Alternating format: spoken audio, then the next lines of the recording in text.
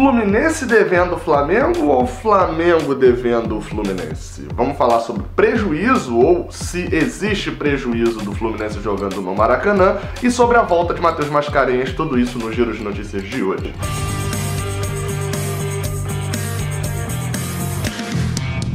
Seja bem-vindo, você guerreiro de todo o Brasil, de todo mundo, aqui é o canal Raiz Tricolor. Eu sou o Gabriel Amaral e como você viu, esse daqui é mais um vídeo de Giro de Notícias. E Giro de Notícias aqui no canal tem aí todo dia um vídeo diferente, etc. Às vezes eu trago notícias, às vezes eu trago uma análise do time, enfim. Mas o que eu trago hoje é o patrocínio da OneFootball. Exatamente, aplicativo de futebol aí em mais de 180 países. É um negócio absurdo o tamanho desse aplicativo. Lá dentro dele você tem notícias, você tem resultados de jogos, você tem uma infinidade de coisas, tem como botar alerta pra você receber ali a notificação quando o Fluminense começar a jogar, se ele fizer gol, tomar cartão. O link tá aqui na descrição, você vem aqui embaixo, na descrição aqui, ó, aqui embaixo aqui na descrição, aperta nela e baixa aí o aplicativo, beleza? Seguinte.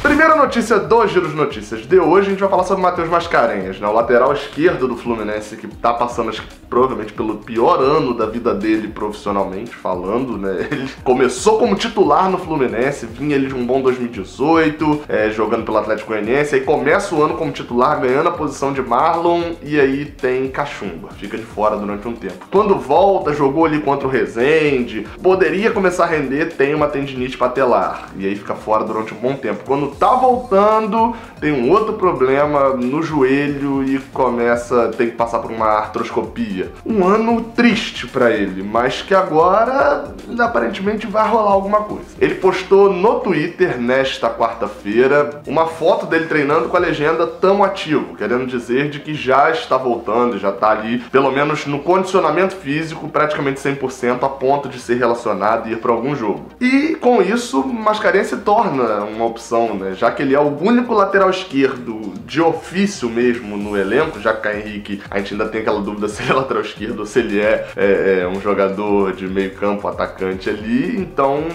Matheus Mascarenhas é o único lateral esquerdo de ofício no elenco. E claro, a volta dele sempre joga aquela pergunta, né? Será que ele volta a ser titular? Caio Henrique deixa de ser improvisado? Enfim, né? Isso aí já é mais para uma análise e eu vou fazer um vídeo sobre isso amanhã, que talvez os que apoiam Caio Henrique no meio de campo gostem bastante. Então fica ligado aqui no canal que amanhã vai rolar um vídeo muito interessante sobre isso. Porém, se você quer conteúdo interessantíssimo sobre o Fluminense, saiba que eu finalmente lancei um podcast do Raiz Tricolor. O link tá aqui na descrição e no primeiro comentário, tá?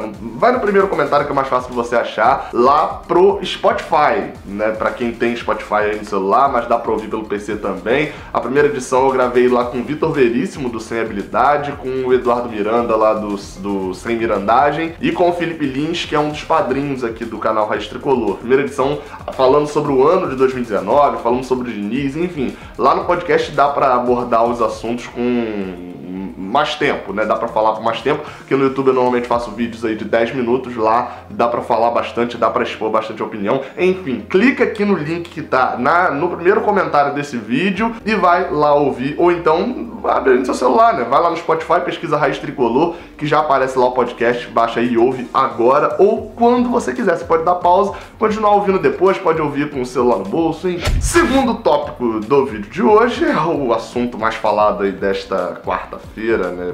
Começou na terça, mas se expandiu muito na quarta-feira, que é a dívida do Maracanã. Vou estabelecer assim primeiramente. Paulo Vinícius Coelho, PVC, um dos jornalistas mais conceituados do Brasil, publicou no blog dele, no All Sport, falando sobre uma dívida que o Fluminense tinha, ninguém estava tocando sobre isso, mas uma dívida que o Fluminense tinha com a empresa que administra o Maracanã, que é uma empresa formada por Fluminense e Flamengo, né? Não é a administração de Fluminense e Flamengo, eles criaram uma empresa que tem representantes dos dois clubes, né? Então essa empresa é gerida por representantes de Flamengo e Fluminense, e, enfim, acho que deu pra entender. O Fluminense tinha uma dívida com essa empresa segundo o PVC, era de quase R$1 milhão.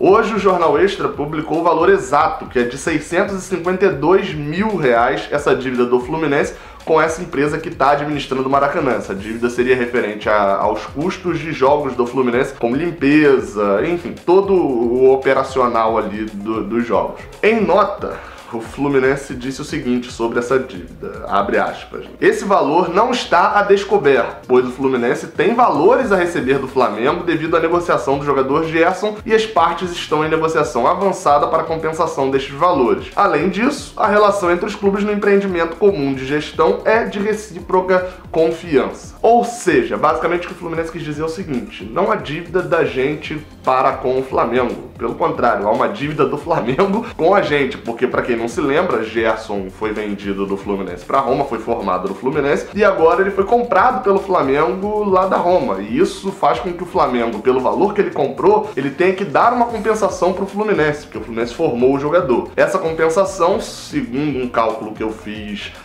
ou seja, se não tiver exato, é aproximado, o valor seria R$1,5 milhão de reais. A dívida é de 652 mil, ou seja, na soma aí, é o Flamengo que deve um pouco menos aí do que R$900 mil pro Fluminense, né? E não o Fluminense devendo 600 mil pro Flamengo. Porém, é óbvio que não é nada simples assim também, né? Não é tudo facilmente resolvido, assim, você que me deve e tal, não sei o que, enfim. Não é simplesinho assim, não é como é no Brasfoot. Então, por isso que na nota a assessoria, né, que divulgou a nota, mas a fala do Fluminense diz que os clubes têm negociação avançada para compensação desses valores. Até porque o Fluminense sabe que demora um pouco para receber esse dinheiro, porque esse dinheiro tem que bater na CBF para a CBF mandar para o Fluminense. E o Flamengo, por outro lado, sabe que o Fluminense tem a receber esse dinheiro, então ele também não tá pagando pro Fluminense jogar. Nesse meio tempo o Vasco entrou aí na confusão, aí alguns vascaínos vieram falar sobre estádios vazios, etc.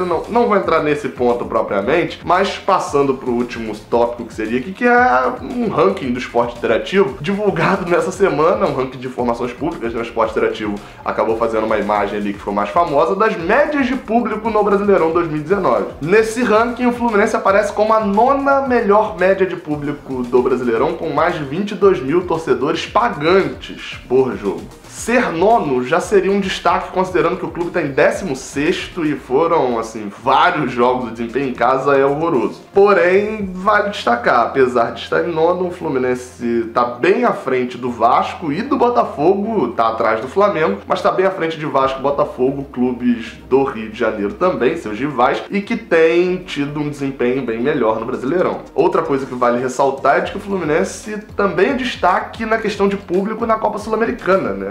Não tem um ranking exato, até porque teve clube que jogou uma partida só em casa, enfim, mas ao final da competição vale a gente dar uma destacada nisso. Mas o Fluminense tem tido bons públicos no Maracanã, inclusive alguns públicos acima da capacidade dos estádios em que ele jogou a ida, por exemplo. E já quando a gente vai ver o Campeonato Carioca, a média de público do Fluminense, tirando os clássicos, acho que não chega nem a 8 mil torcedores. Ou seja, o problema não é o Fluminense, o problema não é o Maracanã, o problema é o Campeonato Carioca. E é por isso que, como eu falei do podcast lá no meio, vai rolar um podcast falando exclusivamente sobre isso. Uma dica para a diretoria tricolor aí no futuro sobre Campeonato Carioca. O Fluminense deve mesmo jogar Campeonato Carioca, enfim, vou abordar isso num podcast mais futuramente. Mas por agora, o que eu posso dizer é, vá ouvir o podcast que foi lançado essa semana, abordando todo o ano do Fluminense de 2019, se é bom, médio ou ruim. Tá disponível no Spotify, tá disponível no Google Podcasts, em breve vai estar disponível no Apple Podcasts e em todos os agregadores. Saudações tricolores, até a próxima, valeu! Eu tô aqui me perguntando por que você não assistiu esses 2 vídeos que estão aqui no canto, aparecendo aqui agora nessa tela final. O vídeo aqui de cima é o envio mais recente que eu fiz aqui pro canal, e o vídeo de baixo é um vídeo que o YouTube separou especialmente pra você, então vale a pena você conferir. Muito obrigado pela moral que vocês têm me dado, não se esquece do like aqui no vídeo, saudações tricolores.